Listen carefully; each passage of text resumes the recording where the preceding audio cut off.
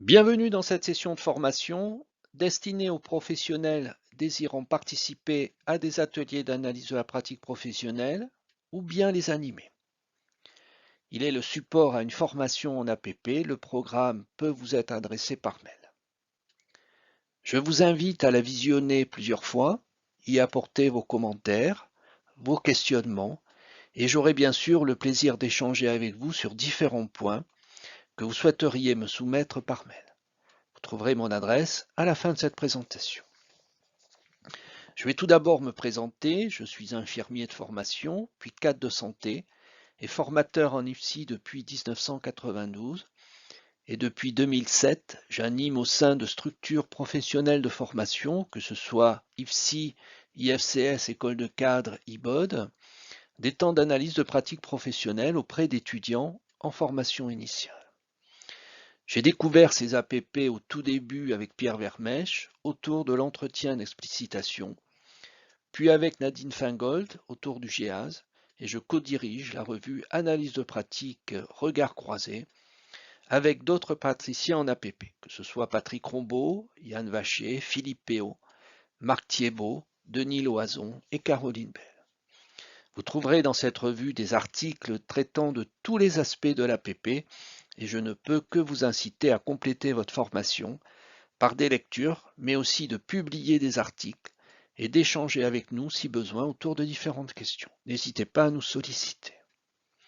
Ce que je vous présente dans cette session de formation est issu de formations autour de l'analyse de la pratique professionnelle, de nombreux échanges que j'ai eus avec les praticiens en exercice, à la suite de nombreuses lectures et de publications d'articles, et surtout lié à mon expérience en tant qu'animateur dans la conduite des ateliers en APP et les enseignements que j'ai pu en retirer.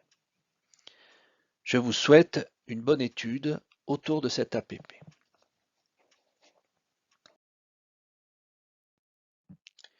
Cette présentation est le cas théorique et pratique sur lequel je m'appuie quand j'anime des temps d'analyse de pratique professionnelle. Nous aborderons dans un premier point ce qu'est l'analyse de la pratique professionnelle, donc clarifier la finalité, puis dans un second point, la présentation d'un dispositif d'analyse de pratique avec l'ensemble des étapes.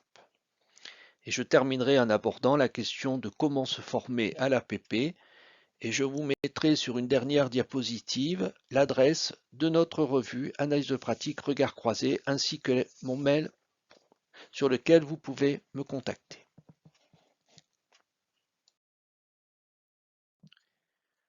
Le premier point important à retenir quand vous faites de l'APP, c'est de bien clarifier la finalité poursuivie, le cadre d'intervention et que cela soit à la base d'un contrat entre l'ensemble des protagonistes, que ce soit les mandataires, l'animateur et bien sûr les participants au groupe d'analyse.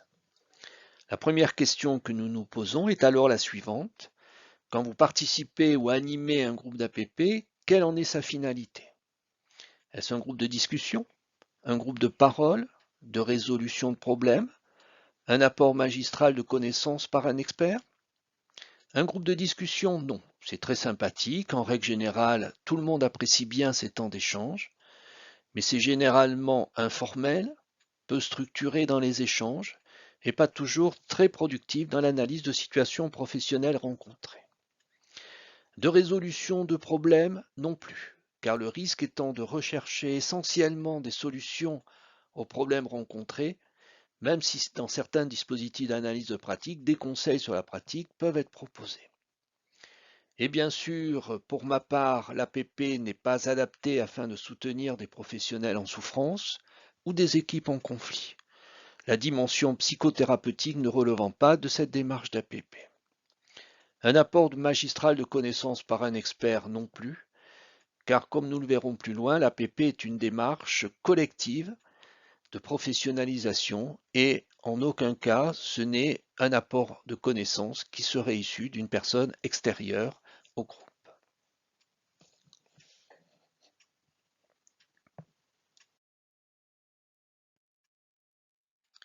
Je rattache cette finalité à la question de la professionnalisation. Et ces temps d'APP sont des temps de construction de cette professionnalisation, que ce soit au sein d'équipes professionnelles afin de faire évoluer les pratiques, ou dans le cadre de la formation initiale ou continue. Afin d'introduire cette question de la professionnalisation, je vous invite à suivre un extrait d'une conférence très intéressante, au cours de laquelle Yann Vacher aborde cette question, et notamment dans le cadre de la formation professionnelle.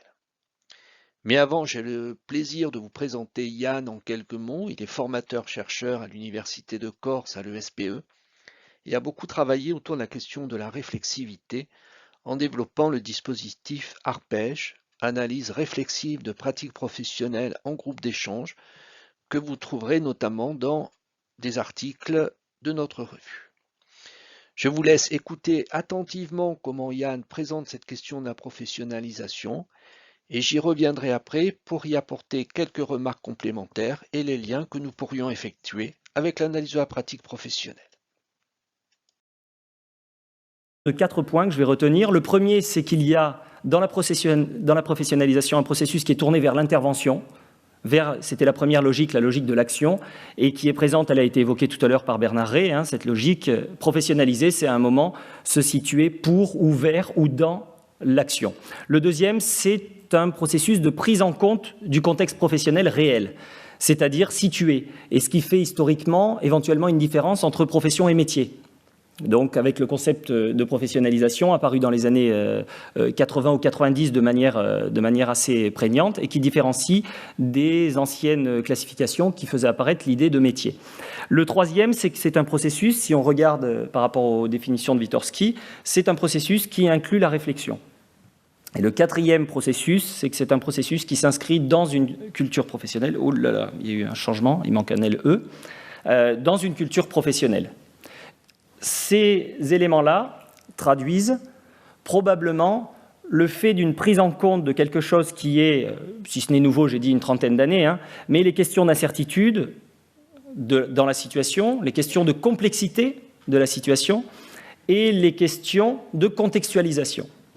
Ces trois éléments, on les retrouve chez Pernoud dans son ouvrage de 1996, impliquent que les formations puissent être pensées dans un nouveau modèle, qui n'est pas le modèle traditionnel historique des formations d'enseignants qui étaient plutôt de type académique, en tout cas en formation initiale, et qui se structure autour du cycle qu'a proposé Marguerite Alté en 1996, qui est le cycle pratique, théorie, pratique. Donc qui démarre bien des pratiques, qui est problématisé au sens évoqué tout à l'heure par Michel Fabre, qui est problématisé dans un détour par la théorie et avec un retour nécessaire vers la pratique. Donc c'est vraiment ce cycle de professionnalisation et celui-là, je voudrais vous montrer relativement rapidement comment il participe à l'émergence d'un certain nombre de savoirs, comment ce cycle de professionnalisation pratique, théorie, pratique fait apparaître un certain nombre de savoirs. Alors, ces savoirs, vous l'avez vu dans le plan de départ, ils sont de deux ordres, des savoirs qui sont situés et un savoir qui est du type savoir analysé. Je vais les développer à la fois. Ce que vient d'évoquer Yann au sujet de la question de la professionnalisation est tout à fait à la base de ces temps d'analyse de pratique professionnelle. Et je vais reprendre quelques points qui me semblent intéressants et les liens que nous pourrions faire avec la question du travail d'analyse. Le point de départ est de clarifier ce que l'on attendrait d'un professionnel en situation réelle d'exercice. Tout d'abord, c'est celui du développement de compétences professionnelles, c'est-à-dire d'être en mesure, en situation réelle, d'apporter la meilleure réponse possible, en s'appuyant autour de savoir à agir, d'un pouvoir à agir et d'un vouloir à agir. Nous attendrions ainsi d'un professionnel qu'il puisse mettre en œuvre une intelligence pratique, s'appuyant sur des savoirs professionnels, sur les expériences passées et l'ensemble des ressources à disposition, humaines, matérielles, économiques, etc. Nous attendrions aussi d'un professionnel qu'il puisse s'inscrire dans un processus de formation continue tout au long de sa carrière et qu'il ait des capacités à investir notamment son travail comme étant l'une des ressources pour développer des compétences. Et nous évoquons comme l'un des objectifs aussi de ces analyses de pratique professionnelle le développement de cette capacité à analyser les situations professionnelles et notamment dans le cadre d'être un praticien réflexif. Et pour terminer, la professionnalisation se rapporte aussi à la question de l'employabilité. La compétence est ainsi tournée, comme l'évoque Yann, vers la situation professionnelle, vers l'intervention, et ce en tenant compte d'un contexte professionnel réel.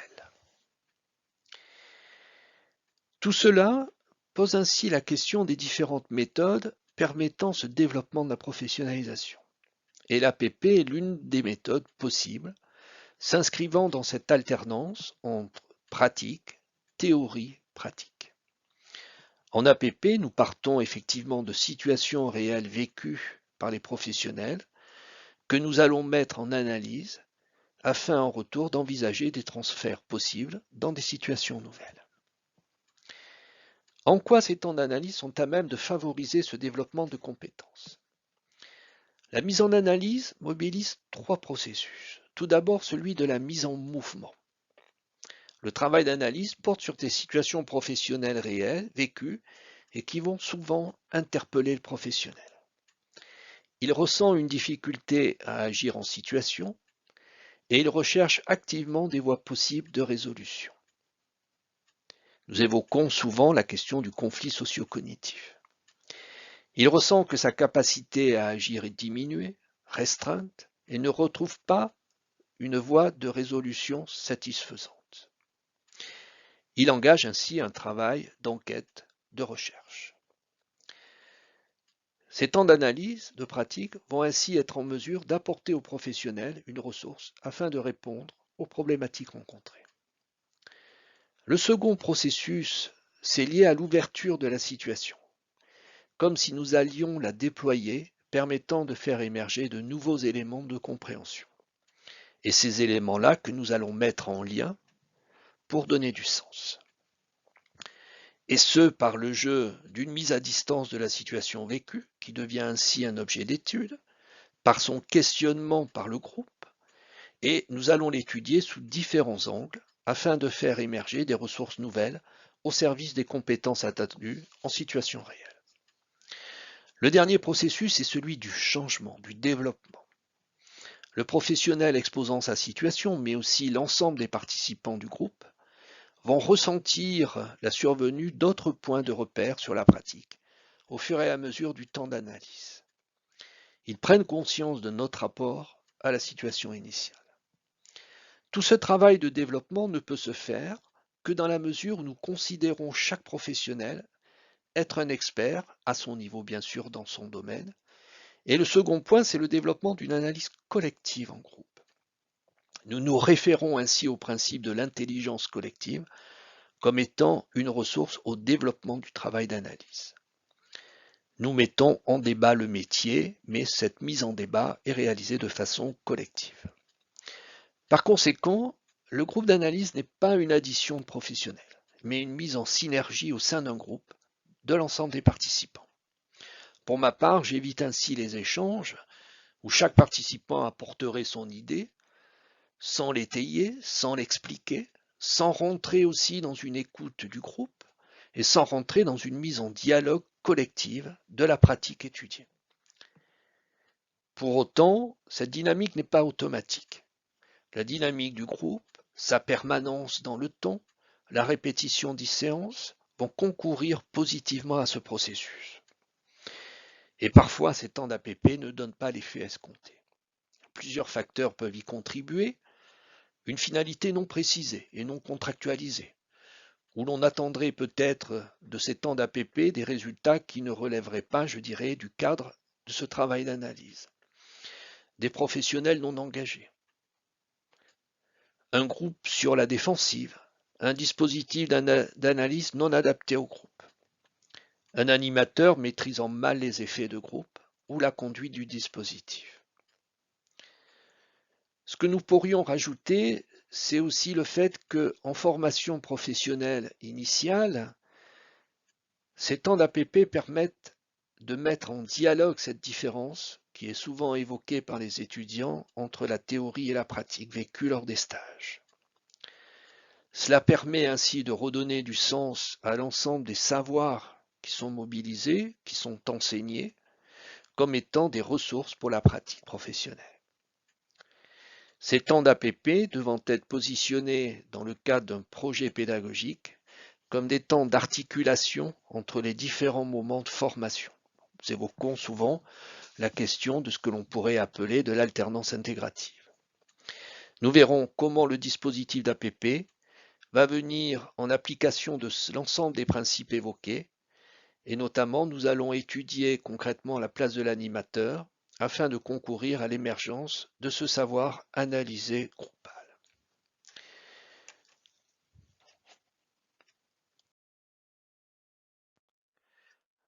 Cette diapositive est une mise en synthèse de ce qui vient d'être évoqué, c'est-à-dire qu'en APP, nous partons effectivement d'une situation vécue réelle d'un professionnel, que nous allons mettre dans une situation d'explicitation de la situation, d'envisager la problématique de la situation, de faire ce travail de ce qu'appelle Maëla Paul de problématisation en APP, pour une mise en dialogue qui sera étayée par des cadres d'analyse notamment. Ce qui va nous amener progressivement au sein du groupe vers le développement d'une nouvelle compréhension de la situation pour un retour futur vers de nouvelles situations professionnelles. Ce schéma me semble tout à fait être celui qui correspond bien à ce processus d'analyse où l'on va développer bien sûr le questionnement et cette mise en dialogue dans le cadre de cette intelligence collective.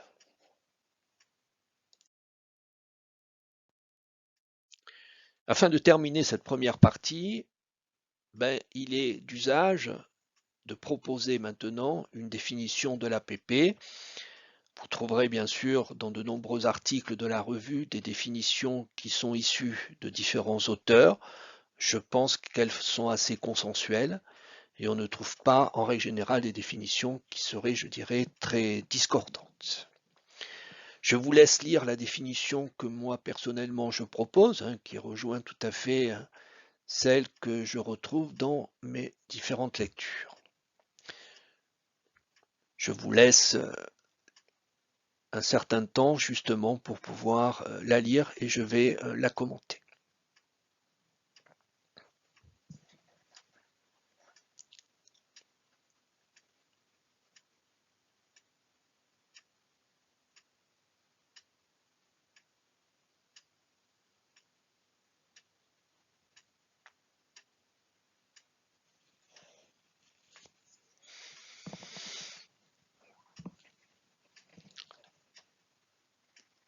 Comment définir l'APP? Alors, différents points. C'est une démarche, au sens d'un processus.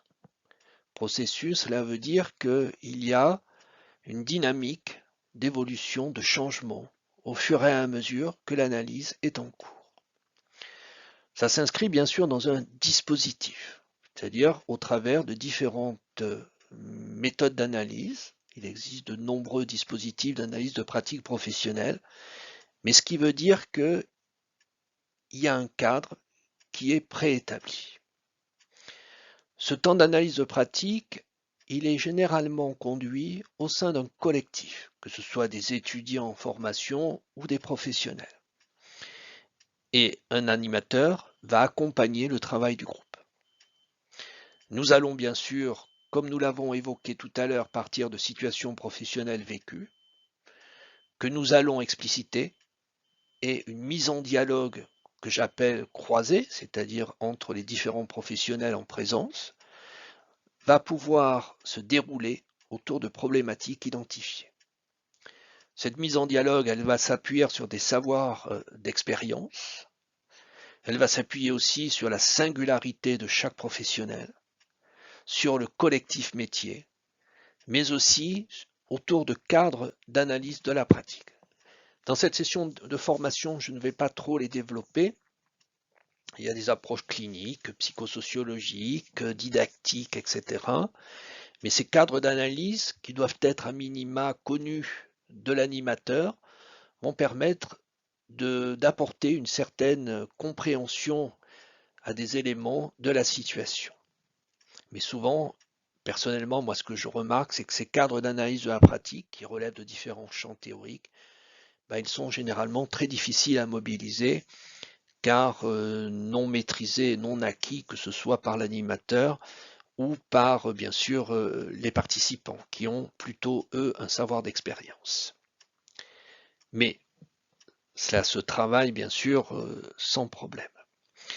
Alors, ces temps d'APP, comme je vous l'ai évoqué tout à l'heure, ils vont permettre justement, pour pouvoir travailler cette question de la professionnalisation, d'apporter à la situation vécue différentes pistes de lecture. C'est-à-dire qu'au travers de ce travail d'analyse, je vais avoir une compréhension nouvelle sur la situation initiale. De faire émerger ce qui n'est pas visible au départ, au préalable.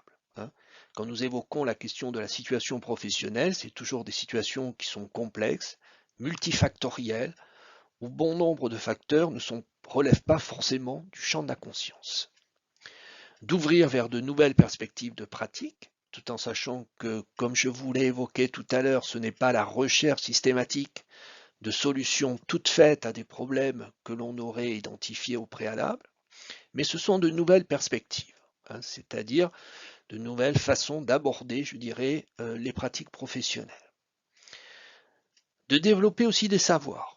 L'analyse de pratique peut concourir aussi à faire émerger de nouveaux savoirs sur la pratique, mais aussi de redonner au collectif une place d'experts sur leur pratique. C'est aussi un temps de reconnaissance qui leur est donné, qui leur est fourni, justement au travers de leur domaine d'expertise.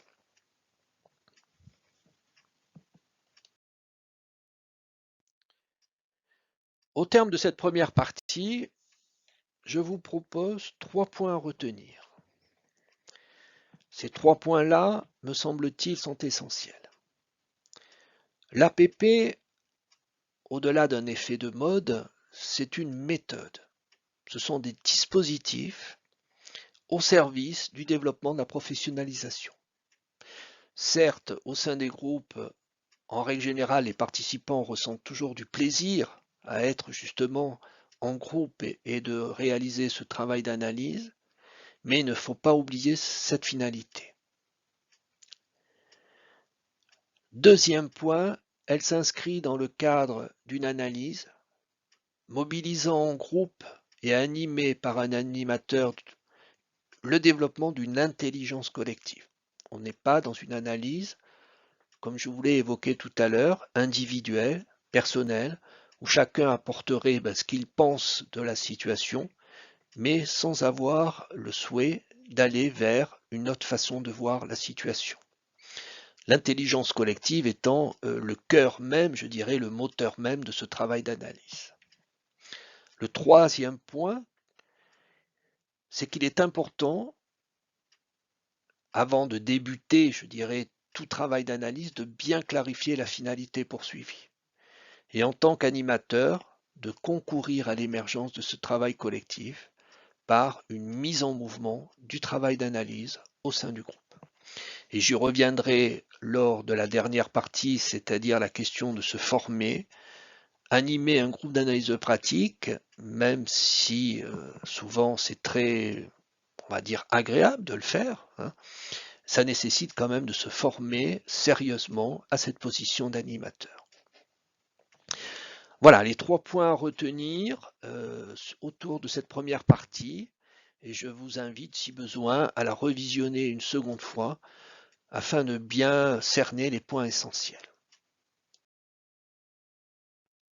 Afin de présenter le cadre d'application, il est toujours intéressant que vous puissiez vous poser différentes questions, voir où vous en êtes dans l'appropriation de ce qu'est l'analyse de la pratique professionnelle. Je vous propose ainsi 5 grandes questions.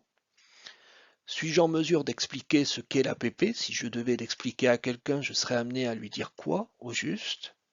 D'en expliquer sa finalité, c'est-à-dire en quoi est-elle utile?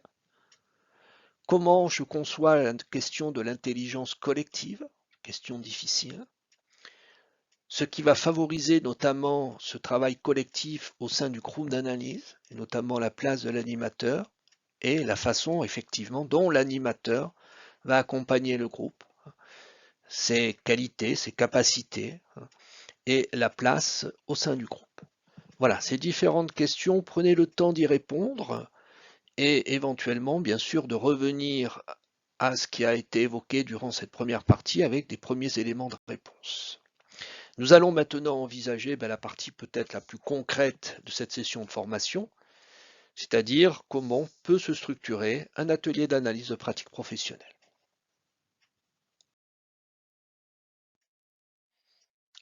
Avant de vous présenter concrètement le déroulement d'un atelier d'analyse de la pratique professionnelle, je vais évoquer la question du cadre d'application de l'APP, c'est-à-dire dans quel contexte est-il intéressant de proposer ces temps d'analyse de la pratique professionnelle. Il y a quelque temps de cela, j'avais posé comme question, je vous donne 2h30 par mois sur votre temps de travail, qu'allez-vous en faire?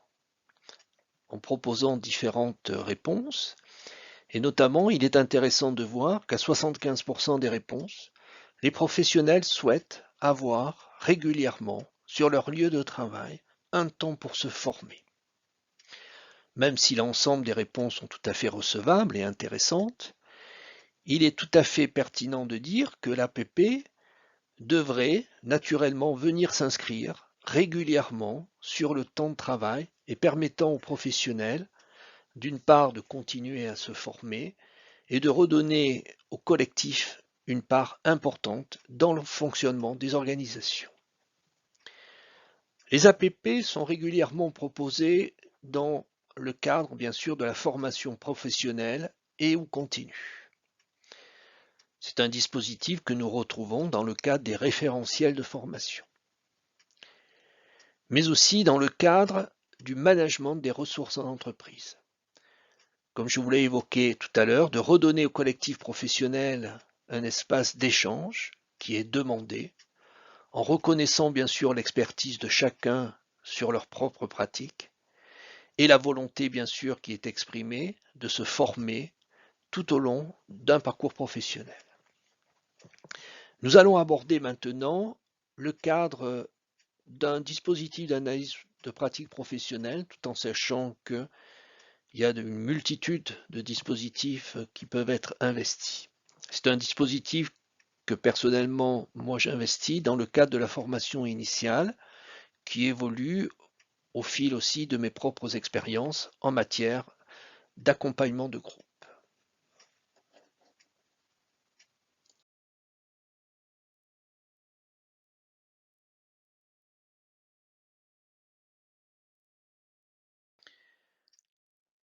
Je vais maintenant vous présenter sur cette seconde partie le déroulement d'un atelier d'analyse de la pratique professionnelle avec l'ensemble des étapes, tout en sachant que c'est un cadre général où de nombreuses variantes sont possibles. Cette présentation, elle est essentiellement basée sur ma pratique professionnelle, sur des retours d'expérience que j'ai eus au cours de ce différent temps d'animation, et puis en même temps au travers des différents dispositifs que vous seriez amenés à retrouver dans le cadre de lecture. Différents temps vont venir structurer le déroulement de l'atelier. Le temps numéro 1, c'est effectivement avant la préparation même de l'atelier. Comme je vous l'ai évoqué tout à l'heure, c'est de bien définir la finalité poursuivie, c'est-à-dire quels sont les résultats attendus, sur quoi va porter le travail d'analyse, pour quels résultats, et le cadre pratique d'intervention. Ce qui va nous amener à préciser quels sont les participants, comment le groupe va se constituer, est-ce que c'est un groupe qui va se constituer sur la base du volontariat ou pas, par exemple en formation initiale, comme le dispositif d'analyse rentre dans le cadre d'un projet institutionnel, les étudiants y participent, mais ce qui n'est pas systématiquement le cas dans d'autres contextes. Et nous allons effectivement, avec le mandataire, préciser ces éléments-là. Nous verrons aussi le rythme des séances, les différentes contraintes d'organisation, que ce soit la question du lieu, du déroulement de ces temps d'analyse, la contrainte de temps aussi, et dans certaines situations, la question du financement de l'animateur. Tous ces échanges-là vont concourir au départ à une contractualisation qui vont servir de base au travail. Ce premier temps est un temps essentiel. Il ne faut surtout pas le sous-estimer. Partir immédiatement dans des temps d'analyse de pratique, il faut déjà un premier temps de préparation qui va permettre de bien cadrer le dispositif d'intervention. Puis sera abordée la constitution du groupe. En règle générale, entre 10 à 15 participants. Moi, j'évite de développer des groupes qui seraient supérieurs à 15 parce que là, l'intelligence collective sera d'autant plus difficile à mettre en œuvre, et soit sur la base du volontariat ou pas. Ce qui peut être réalisé, c'est de se dire que nous allons proposer aux participants une première séance de découverte et chacun après verra s'il souhaite poursuivre ou pas les différents ateliers d'analyse. Une fois que nous avons positionné et contractualisé le cadre de l'intervention, chaque atelier va se dérouler suivant certaines modalités. Premier temps, et vous le retrouvez sur la diapositive, c'est la préparation en amont du groupe du lieu de déroulement de l'activité. Il faut si possible prévoir une salle qui soit accueillante, suffisamment d'espace pour pouvoir permettre à chacun de s'installer correctement, un lieu où vous ne serez pas dérangé par des entrées intempestives, par le téléphone, par exemple. Donc ce sont des paramètres qui sont importants. Donc là, c'est au rôle de l'animateur d'envisager le lieu de réalisation, et il est aussi peut-être intéressant de se dire que chaque fois que l'atelier d'analyse aura lieu pour un même groupe, nous allons utiliser la même salle. Il y a quelque chose qui est de l'ordre de la ritualisation dans ces travaux d'analyse, dans ces temps d'analyse. La durée d'un atelier en moyenne, alors c'est très variable suivant les dispositifs. Moi, je le positionne aux alentours d'une durée de 2 heures à 2h30. Ça peut être plus court comme ça peut être plus long. Après, suivant les groupes, l'analyse, elle peut être plus ou moins productive. Il faut quand même cadrer le temps. Cadrer le temps, ça veut dire que l'on va aussi se donner des limites dans l'intervention. Et c'est aussi un facteur qui va contribuer au travail d'analyse. Définir aussi une ritualisation des rencontres.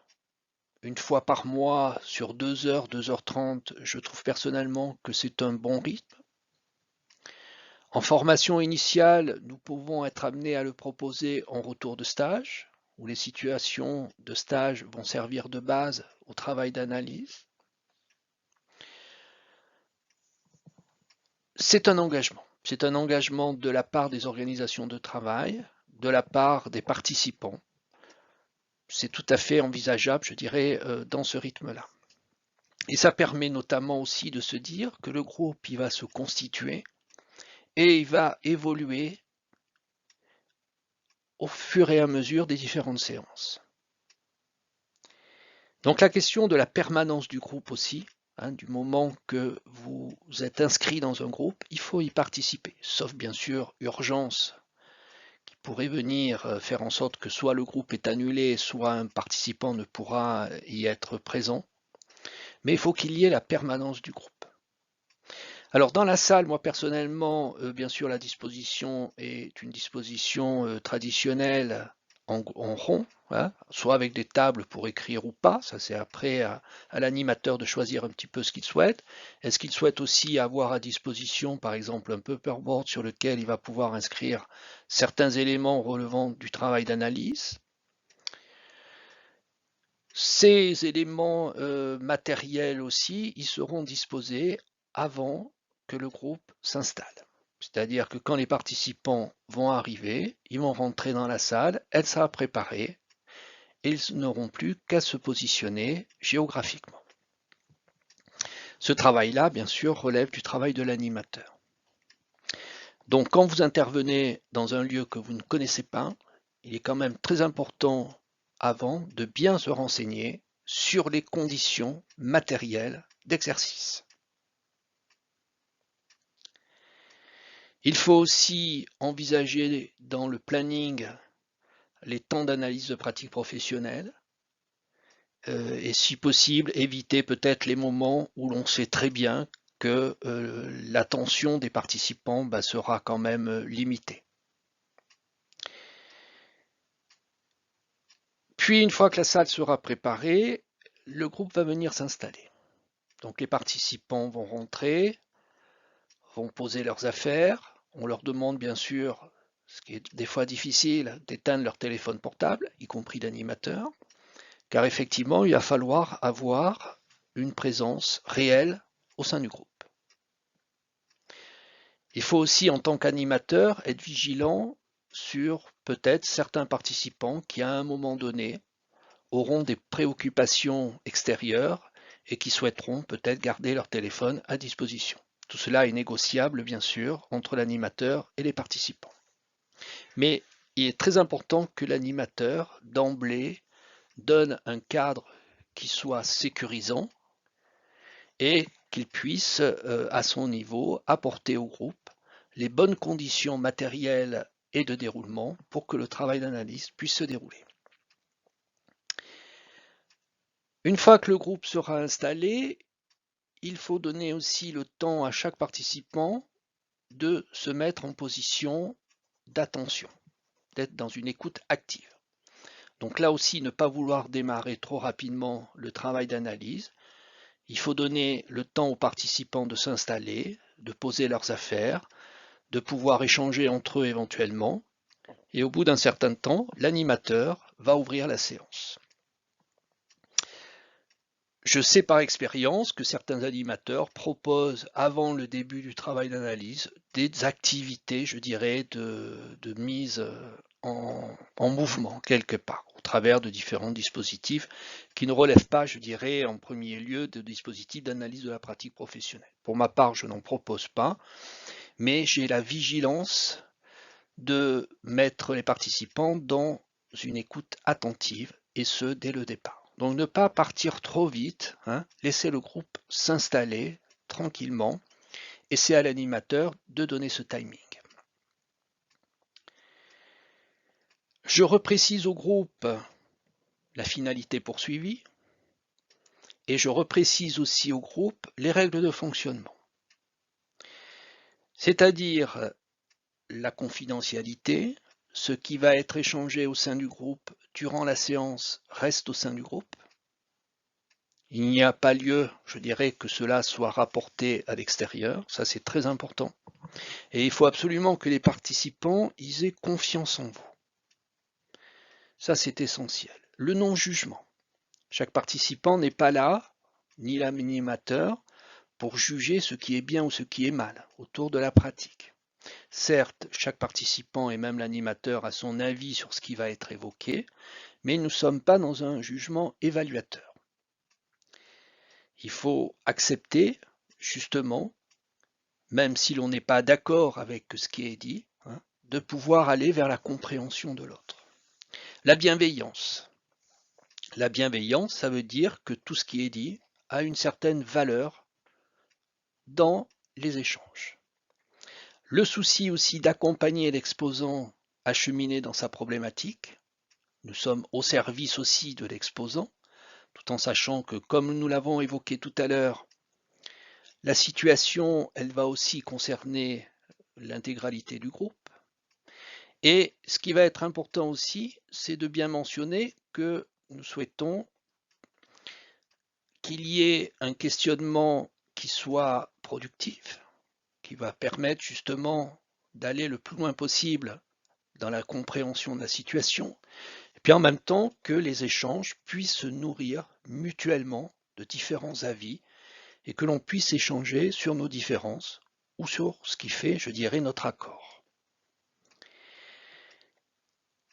Voilà, donc le cadre étant posé, l'animateur va ouvrir le travail d'analyse par le choix d'une situation. Situation vécue professionnellement par l'un des participants, et le participant souhaiterait soumettre au groupe la situation pour en avoir une meilleure visibilité, une meilleure compréhension. Très souvent, le silence va s'installer. Et des fois, c'est un silence qui peut être pesant, qui peut être plus ou moins long, parce que d'une part, les participants n'ont pas réfléchi en amont à une situation qu'ils souhaiteraient présenter. Et puis en même temps, il y a aussi la crainte d'être exposé face soit à des collègues de travail, soit les étudiants entre eux. Donc il y a un temps de silence qui doit être bien sûr respecté, mais qui ne doit pas non plus durer trop longtemps, hein, sinon il y a quand même un sentiment de malaise qui peut s'instaurer. Donc pour ma part, après, il y a différentes techniques possibles. En APP, c'est souvent une question qui est débattue entre animateurs, c'est-à-dire comment susciter justement l'émergence de cette situation vécue et puis le choix de la situation. Très simplement, une fois que j'ai présenté le travail d'analyse qui va se faire, le cadre justement de notre travail, je dis qui souhaiterait aujourd'hui présenter une situation vécue dans le cadre, bien sûr, d'une activité professionnelle, ou dans le cadre du stage. Et cette situation, elle sera soumise à approbation au sein du groupe. Est-ce que tout le monde est d'accord pour qu'on y travaille? Et puis en même temps, est-ce qu'il y a d'autres situations peut-être à présenter aussi? Il se peut très bien que dans le groupe, il y ait 3-4 participants qui proposent une situation. Voilà. Donc très généralement, il y a quand même un silence au tout début. Il faut accepter ce silence. Ça veut dire aussi que chaque participant est aussi dans une phase de réflexion, d'introspection. Et nous allons effectivement voir émerger au fur et à mesure des propositions de situation. Quand un participant souhaite exposer, je lui demande en tant qu'animateur de donner au groupe déjà des premiers éléments de compréhension. Et je suis attentif justement à que tous les participants qui souhaitent proposer une situation puissent le faire. Après, dans les pratiques de choix, soit c'est le groupe qui choisit un peu à l'unanimité ou pas, soit effectivement, des fois, on n'a qu'une situation, je dirais, à mettre en analyse. Voilà, en tant qu'animateur, il ne faut pas être trop rigide, il ne faut pas non plus vouloir forcer la venue de cette situation. Si au sein du groupe, vous voyez quand même manifestement qu'il y a une difficulté à ce qu'il y ait une situation qui soit proposée, moi j'arrête, je fais un temps méta.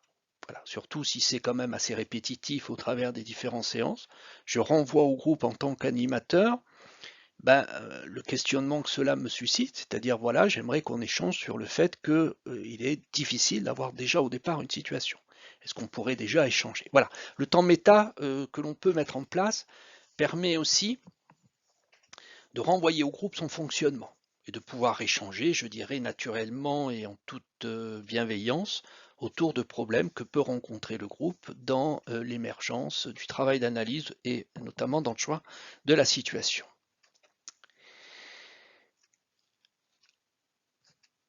Ce que je fais aussi, c'est pas systématique, mais je pense que c'est une bonne, voilà, c'est à mon avis un élément intéressant. C'est qu'avant de débuter une série d'ateliers d'analyse de pratique, par exemple sur une année, on va dire, il va y avoir 5-6 ateliers d'analyse de pratique. Bon,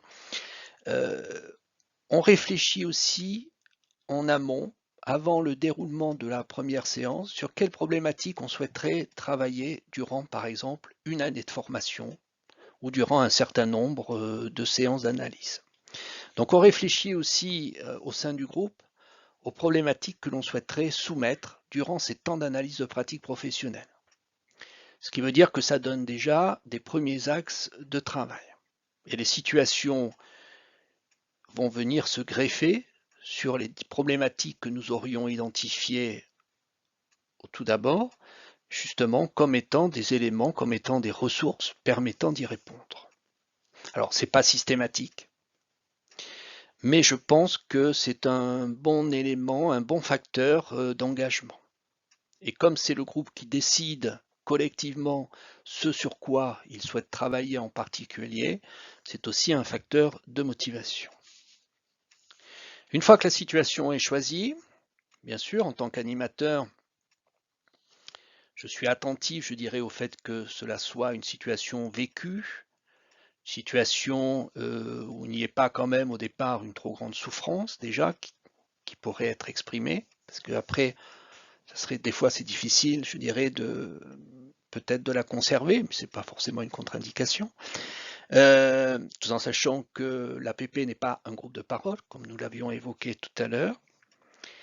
Je vais demander à chaque participant de se mettre dans une position d'écoute, d'écoute dans la présentation initiale de la situation.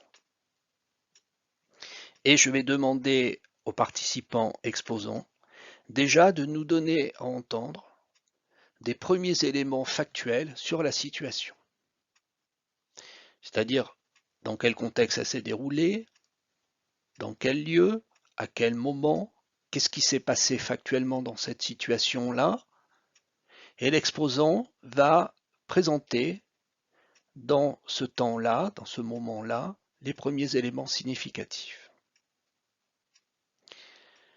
Je demande, avant que l'exposant débute sa présentation, de prendre un temps pour se reconnecter à la situation, un temps un peu de réfléchissement, c'est-à-dire que l'exposant laisse revenir la situation telle qu'elle a été vécue, du moins les premiers éléments qui vont émerger, et de faire part au groupe ces premiers éléments de compréhension sur la situation. Puis au terme de cette présentation, je demande à l'exposant s'il souhaite proposer au groupe une interpellation, c'est-à-dire de cette situation qui nous a été présentée avec les premiers éléments que nous avons entendus. L'exposant, il souhaiterait qu'on réfléchisse sur quoi en particulier. Cela peut déjà être un premier axe, si vous voulez. Alors, il n'y a pas toujours une interpellation initiale.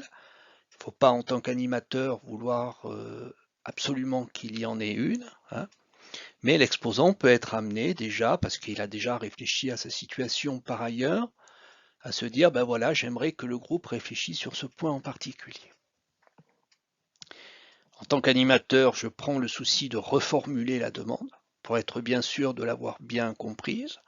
Et puis, en même temps, ça permet à l'exposant d'entendre finalement sa propre demande, ce qui peut lui permettre soit de la corriger, soit de la préciser. Puis, je vais passer au temps du questionnement, c'est-à-dire que l'objectif, comme je vous l'ai évoqué tout à l'heure, c'est d'ouvrir la situation, lui donner un petit peu d'air, un petit peu de volume, avec d'autres éléments qui vont venir enrichir la compréhension. Donc là, c'est le travail collectif, c'est-à-dire que je vais inviter les participants à proposer à l'exposant un certain nombre de questions, ces questions venant ouvrir la situation.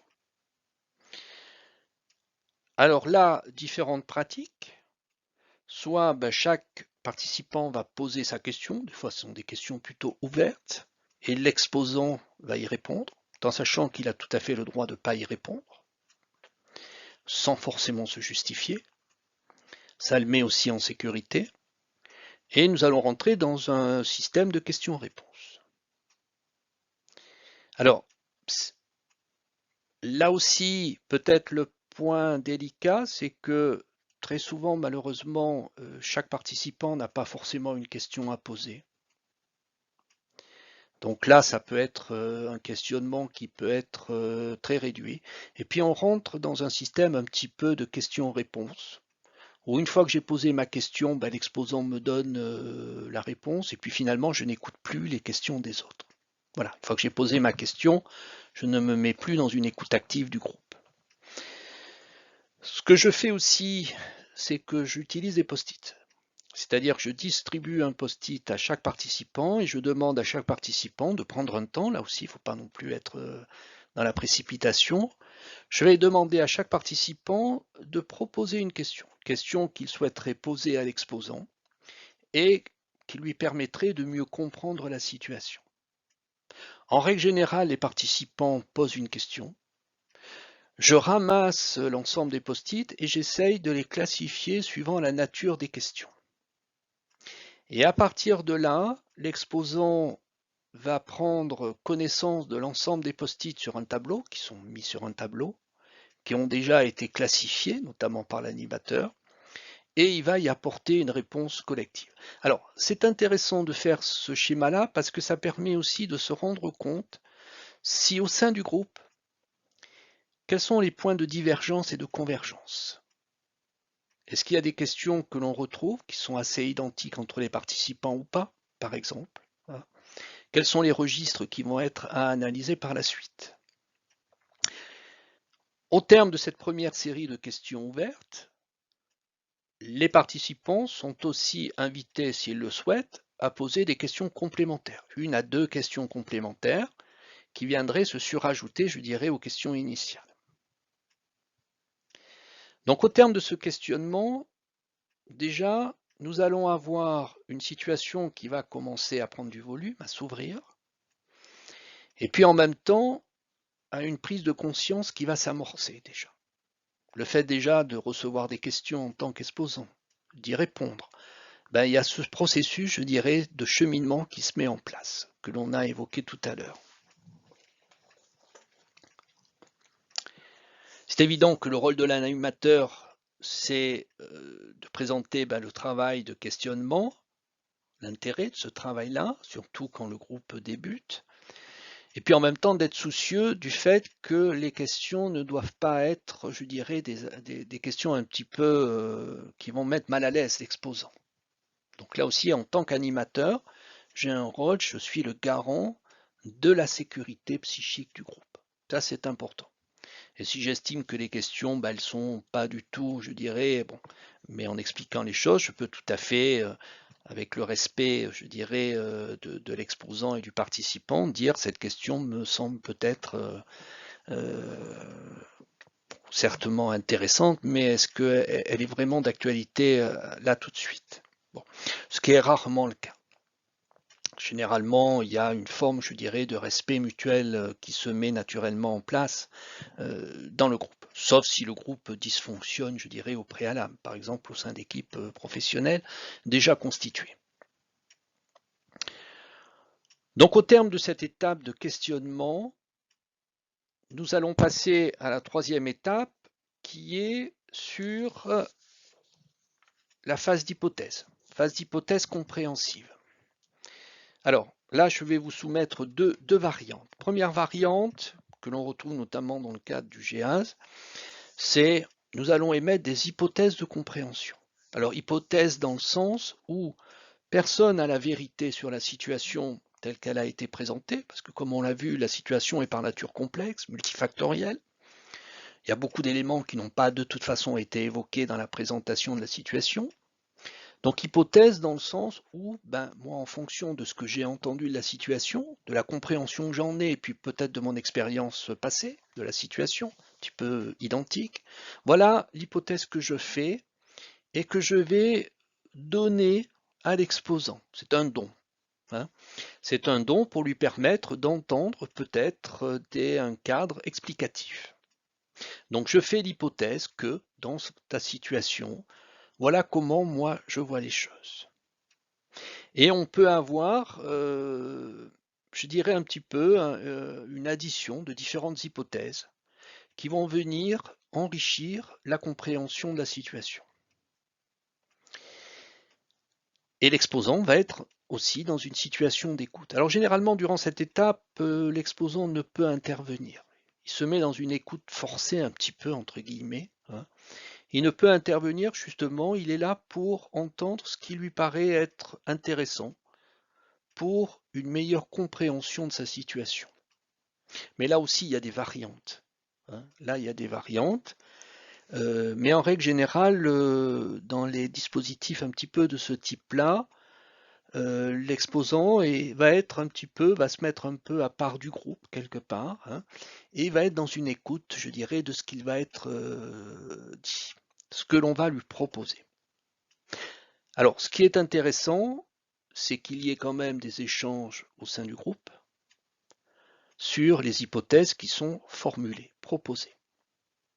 Donc moi, j'évite tout particulièrement où chaque participant va donner son hypothèse et puis on s'arrêterait là, si vous voulez. Pour moi, l'intelligence collective, elle n'est pas là. Elle est dans les échanges qui vont se nourrir à partir des hypothèses qui vont être exprimées, hein, c'est-à-dire l'hypothèse qui est donnée, en quoi elle va venir donner une hypothèse d'explication à la situation. Et puis ce qui est important aussi, c'est sur quoi elle se base. Qu'est-ce qui fait que nous sommes amenés à proposer telle hypothèse? Là aussi.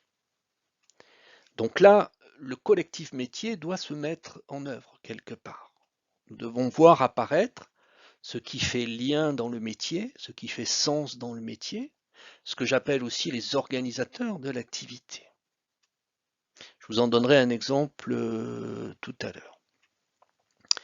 Voilà, donc il y a des échanges où chaque participant va écouter ce qui va être dit, va accompagner la personne qui parle dans la précision, hein, dans l'explicitation, dans l'argumentation, et où l'on va faire référence à des champs théoriques, et où l'on va faire référence, je dirais, à ce qui caractérise le métier que l'on met en analyse. Donc là, c'est un temps qui est très riche, où l'intelligence collective va permettre justement cette mise en dialogue, j'appelle une mise en dialogue croisée, entre les différents participants.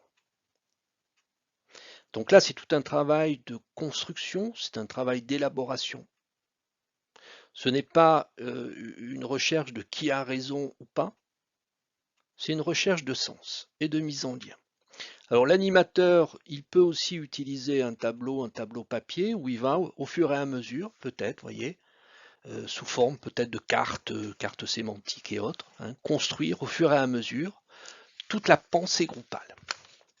Alors c'est un vrai travail qui demande quand même beaucoup d'attention, qui demande aussi de ne pas être dans la précipitation, hein, et qui demande réellement d'être dans une écoute active, dans une capacité d'expliciter, d'argumenter, d'aller vers la différence de pensée, hein, de réflexion, tout en acceptant que par nature, la situation, elle peut être vue sous différents angles.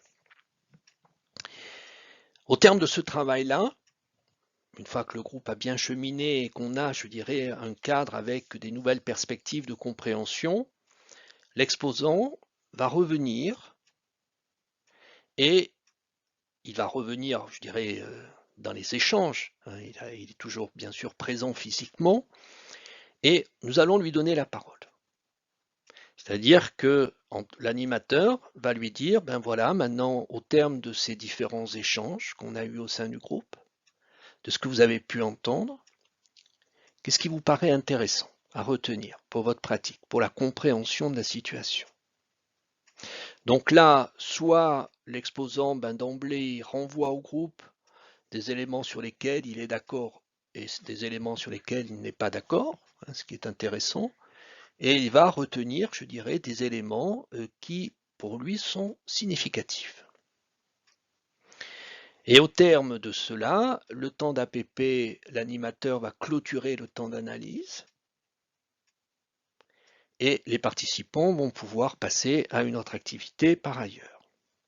Alors, ce qui peut être réalisé aussi, c'est un temps méta, c'est-à-dire que ce que l'on réalise, mais pas systématiquement, surtout si le groupe, je dirais, un petit peu dysfonctionne par moment, en sachant qu'il faut accepter qu'il dysfonctionne, c'est parce qu'il dysfonctionne qu'on peut aussi faire évoluer le groupe, c'est effectivement de revenir à la façon dont le groupe a fonctionné, c'est-à-dire comment on a eu une situation, comment chaque participant s'est engagé dans ce travail d'analyse, quelle a été l'écoute, quelle a été la qualité du questionnement. Est-ce qu'on a eu une analyse, je dirais, ce qu'on appelle multiréférentielle, hein, c'est-à-dire une analyse qui a élargi la compréhension de la situation sous différents angles, par exemple.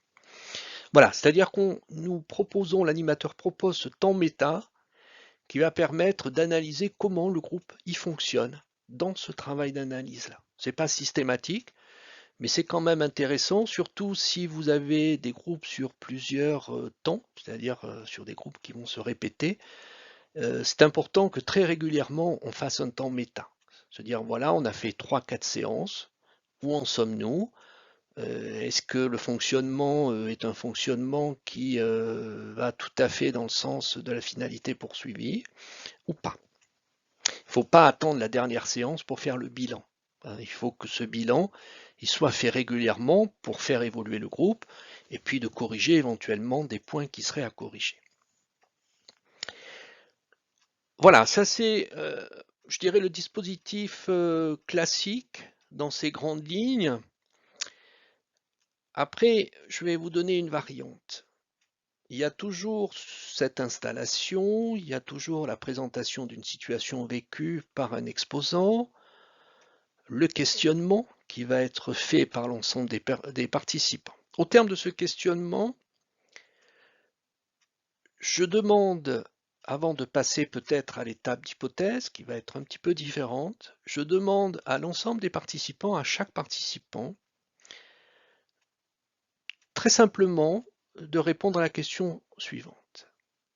En fonction de ce que vous venez d'entendre, et puis en fonction de la façon dont, je dirais, cela a résonné au fond de vous-même, c'est-à-dire les interpellations que cela a suscité, vous allez marquer sur un post-it justement l'interpellation qui, à ce moment du temps d'analyse, est présente. Et chaque participant va noter sur un post-it son interpellation. Et cette interpellation, je le répète, elle fait sens pour lui. C'est une question qui se pose, c'est un avis peut-être, je ne sais pas, qu'il a déjà sur la situation, et c'est un axe de travail. Chaque participant, effectivement, ayant marqué cette interpellation sur un post-it, l'animateur va les regrouper. Il va les regrouper et puis il va voir un petit peu ce qui va être du même sens ou pas. Et nous allons constituer à ce moment-là des sous-groupes. C'est-à-dire qu'il va y avoir des sous-groupes qui vont se constituer en fonction de chaque interpellation. Pour telle interpellation, il y a 3-4 personnes un petit peu, ça se rejoint. Ils vont travailler pendant un certain temps, une demi-heure par exemple, sur l'interpellation. Ce qui va donner lieu, si vous voulez, à déjà un changement de rythme dans l'atelier d'analyse. Ça aussi, il me semble que c'est important de casser un petit peu, entre guillemets, le rythme, pour donner une autre façon de travailler le rapport à l'analyse.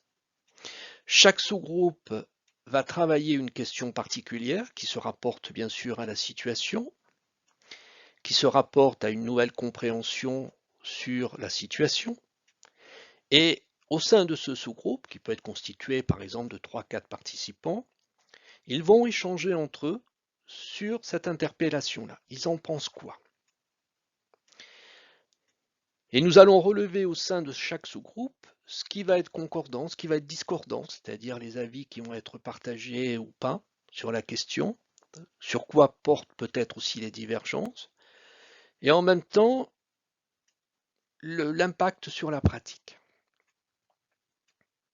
Ce qui va permettre effectivement d'étudier la situation sous différents angles en sous-groupes restreints. Au terme de ce travail-là, chaque sous-groupe va revenir dans le groupe entier et chaque sous-groupe va venir présenter au groupe entier le fruit de son travail.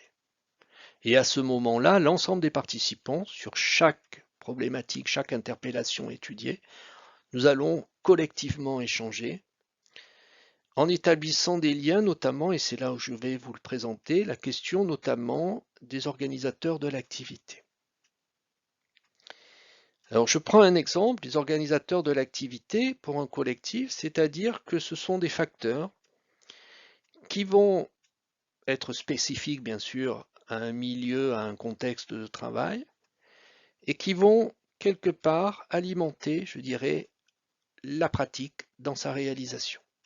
Ce sont des facteurs, je dirais, un petit peu de lecture, d'orientation de la pratique, entre autres. Alors, je vais vous donner un exemple pour que cela soit plus compréhensible.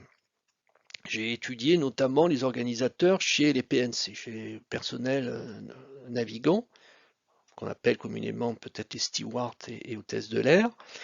Et au travers d'entretiens qui ont été menés avec ces professionnels, et en réalisant une analyse de contenu, j'ai réfléchi, j'ai pu dégager 4 organisateurs de leur activité. Peut-être qu'il y en a d'autres, ou ils ne sont peut-être pas aussi, je dirais, pertinents, mais bon, je vais vous les soumettre. Premier organisateur, c'est tout ce qui est en lien avec la sécurité du vol.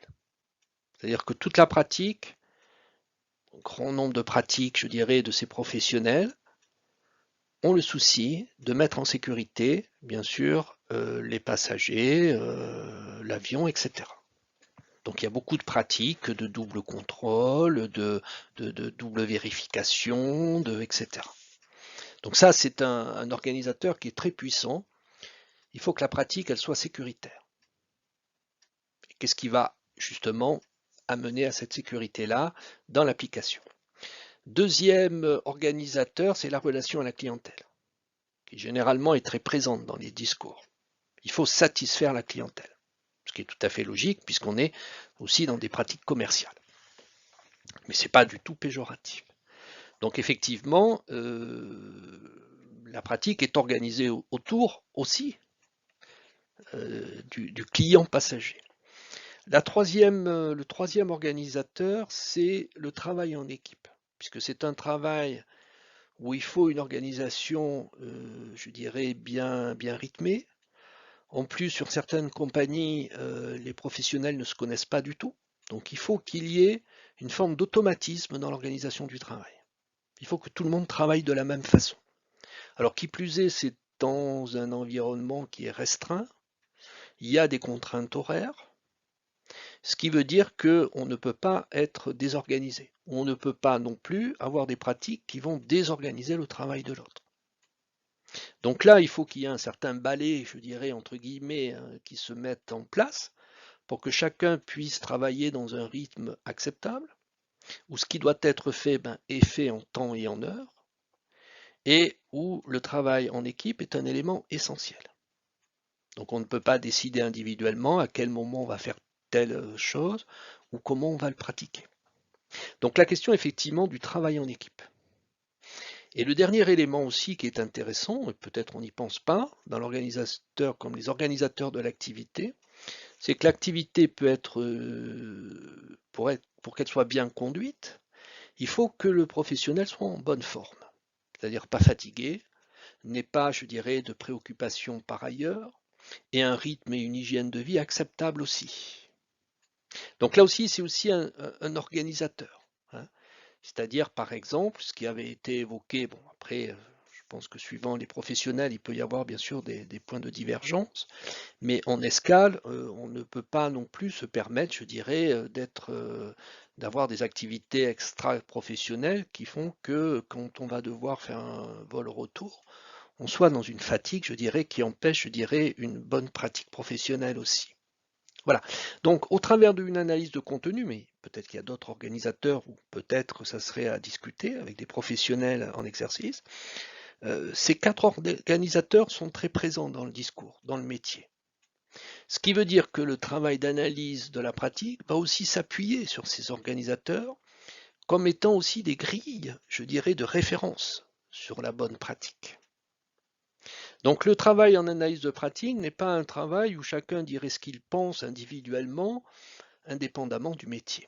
Il faut que quelque part le métier, il puisse parler et que l'on puisse s'appuyer sur ce qui caractérise, je dirais, le métier, dans la bonne pratique professionnelle, pour avoir non pas quelque chose qui va imposer un point de vue sur la pratique réelle, puisqu'on sait très bien que entre la pratique prescrite et réelle, il y a quand même une différence, mais en même temps, il faut qu'il y ait des points de repère sur lesquels nous allons pouvoir s'appuyer justement pour construire la compréhension d'une nouvelle pratique.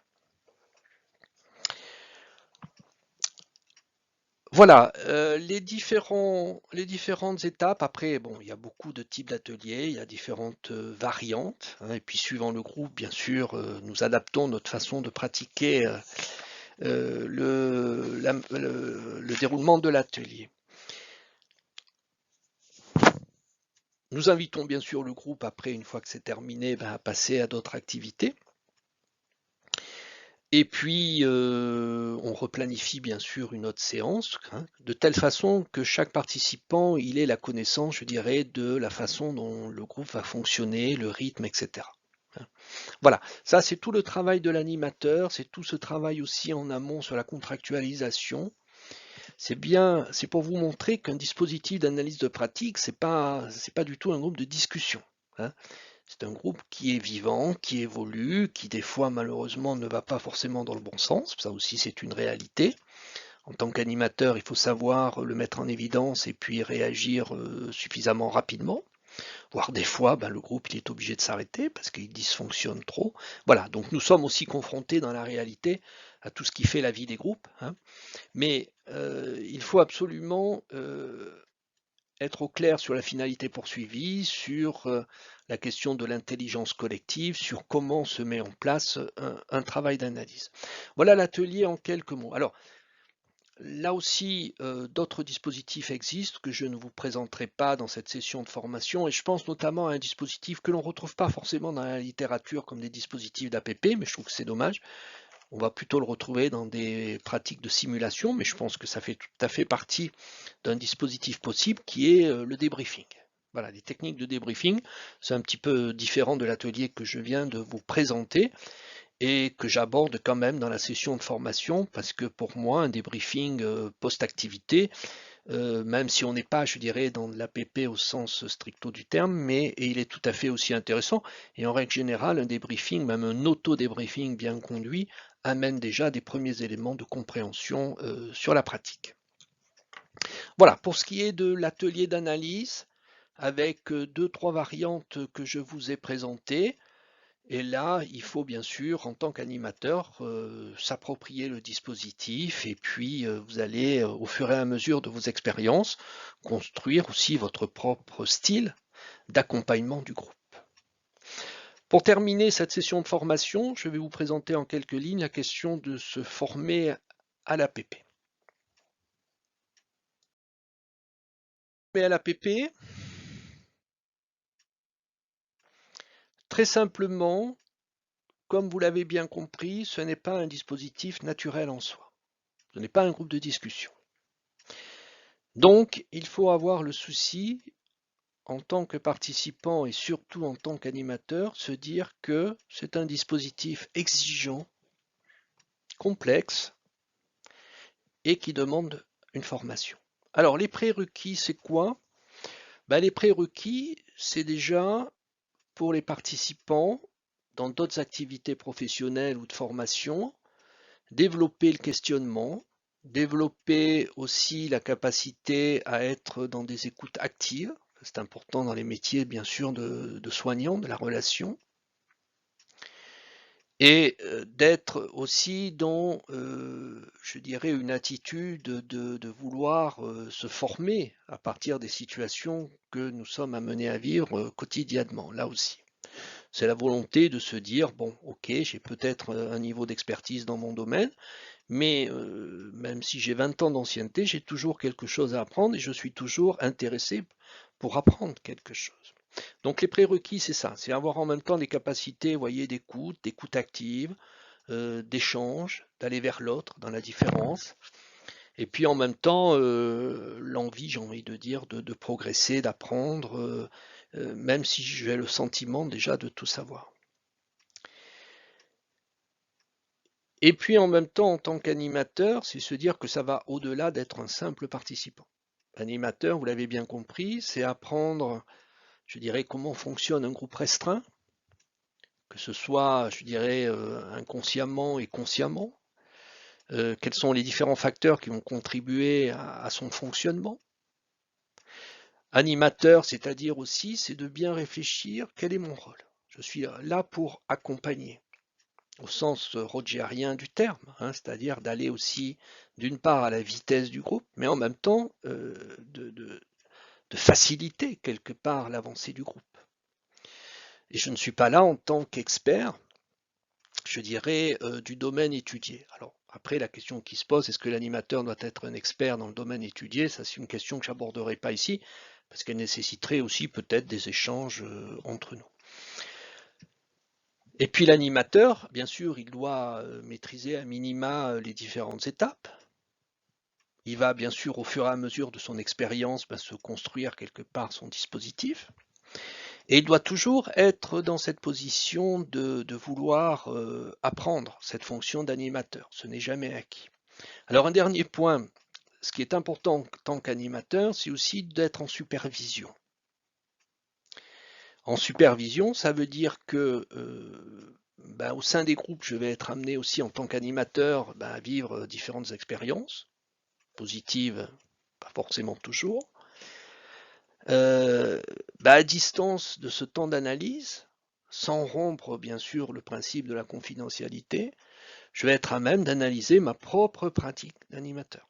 Donc là aussi, ce serait certainement très intéressant d'avoir des groupes d'analyse de pratique d'animateurs où les situations professionnelles se rapporteraient à des temps de conduite d'ateliers d'analyse. Bon, c'est quand même assez rare, c'est bien dommage, mais je pense que la question de la supervision me semble essentielle. Parce que si l'animateur ne fait pas attention un petit peu au mouvement psychique que lui-même met en place, dans les relations de transfert et transfert notamment, ou s'il se positionne en tant qu'expert, c'est évident que l'analyse, le travail collectif ne se fera pas. Voilà. Donc là, je pense que c'est un point qui est très très important, c'est de se former, donc ça demande du temps, ça demande de bien connaître le fonctionnement d'un groupe restreint, et puis en même temps d'avoir aussi l'intérêt de sa propre façon d'animer un groupe, comment moi je procède, et par ce travail de supervision, cela va me permettre aussi d'avoir un peu un retour réflexif sur ma propre pratique. Alors, bien sûr, pour se former, je crois que la meilleure façon de se former, c'est aussi une formation pour moi expérientielle, c'est-à-dire de permettre de vivre à des participants, à des professionnels, à des étudiants des temps d'APP. Et finalement, on apprend, comme on dit, sur le tas, c'est-à-dire en faisant et en revenant sur justement ce que l'on a fait, que cela va permettre au fur et à mesure de pouvoir développer des capacités à participer à des groupes d'analyse et voire à les animer. Alors la question du debriefing aussi est très importante. Et généralement, moi, quand je termine un atelier à minima, sans parler forcément de supervision, je prends un petit peu de temps pour revenir à la situation, comment j'ai vécu le temps d'analyse, ce qui s'est bien passé, pourquoi, ce sur quoi je pourrais m'améliorer après, vous voyez, donc là j'utilise aussi des techniques de débriefing très simples, et voir comment sur la prochaine séance je pourrais m'y prendre. Voilà, donc la question de la formation. Maintenant, il y a des sessions de formation qui vous sont proposées. Moi, personnellement, j'en propose sur 2 jours, où l'on aborde ce qu'est l'APP, la finalité, le lien avec la question de la professionnalisation. J'aborde aussi le cadre d'application que je vous ai présenté. Et puis en même temps, durant ces 2 jours de formation, quasiment 50%, il y a beaucoup d'exercices, je dirais, d'application. Qui font que les participants vont au fur et à mesure s'approprier, je dirais, ce qui est nécessaire de s'approprier pour soit participer, soit animer. Mais ce n'est pas au terme de 2 jours de formation que l'on peut devenir un animateur. Ça, je crois que c'est tout à fait un petit peu irraisonné, quelque part. Ça demande du temps et de la pratique. Voilà. Mais déjà, ça permet, je dirais, d'avoir, des premières bases et puis surtout de pouvoir vivre au sein du groupe déjà des temps d'analyse de la pratique et voir ce que l'on en pense et comment ça fonctionne. D'autres formations vous sont proposées, bien sûr. Je pense aux formations notamment de Patrick Robot et Maëla Paul. Là, vous voyez sur Internet, il y a des formations régulièrement, je crois, qui sont proposées sur Montpellier, en règle générale, qui ont un excellent retour de la part des participants, et avec différents niveaux de formation. Là aussi, et puis d'autres organismes de formation, bien sûr, qui proposent ces temps d'analyse de pratique. Yann Vacher, je crois, propose des formations sur son dispositif arpège, Marc Thiebaud aussi, bon, en Suisse. Là, vous avez, je dirais, bon nombre de formations continues qui sont bien sûr des ressources intéressantes et généralement qui vous permettent d'apprendre, je dirais, ces pratiques d'analyse.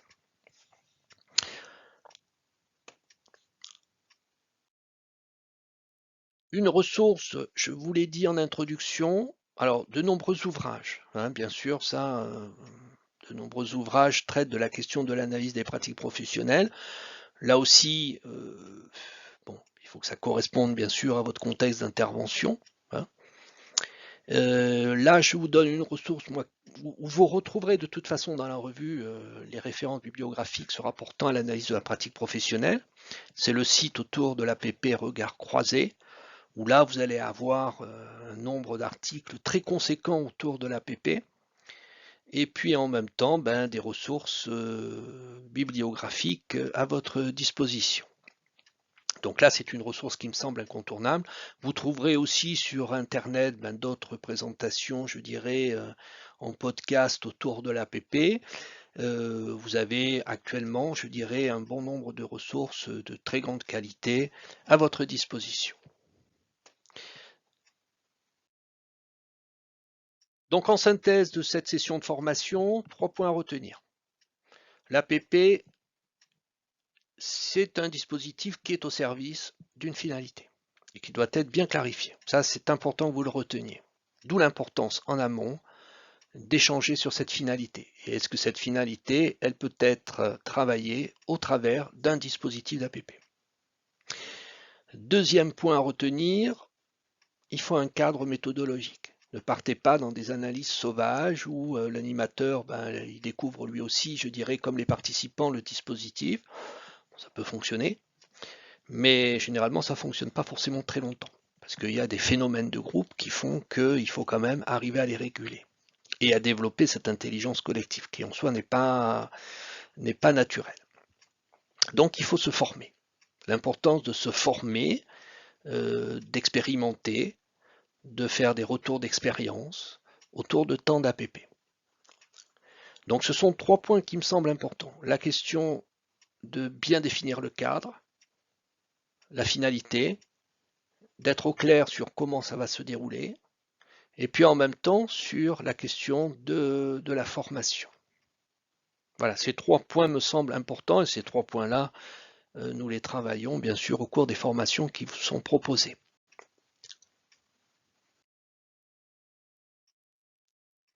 Un grand merci d'avoir suivi cette session de formation. N'hésitez pas à me contacter. Si vous souhaitez plus précisément mon programme de formation sur 2 jours, je peux vous l'adresser. Là, vous trouverez mon adresse mail. Il n'y a pas de souci, on peut échanger bien sûr par la suite autour de votre projet, soit de vouloir implanter des temps d'APP, soit de vouloir former des professionnels, il n'y a aucun souci. Et je peux vous orienter après sur différentes ressources de professionnels qui le font. Donc n'hésitez pas à me contacter, ça sera forcément avec un plaisir. Et puis aussi pour me contacter, pour me dire, voilà, déjà merci, ça m'a intéressé de vous écouter, et puis surtout de pouvoir échanger à partir aussi de votre propre point de vue, de votre propre expertise. C'est aussi toujours positif de recevoir des avis, et des fois des avis qui ne vont pas dans le même sens que le mien, mais qui me permettent aussi, c'est aussi, vous voyez un petit peu l'APP, d'avoir une autre vision sur certains points. Voilà, je vous dis peut-être à bientôt, et puis je vous souhaite un bon voyage et un voyage très riche dans cet univers de l'analyse de la pratique professionnelle. Merci, à bientôt.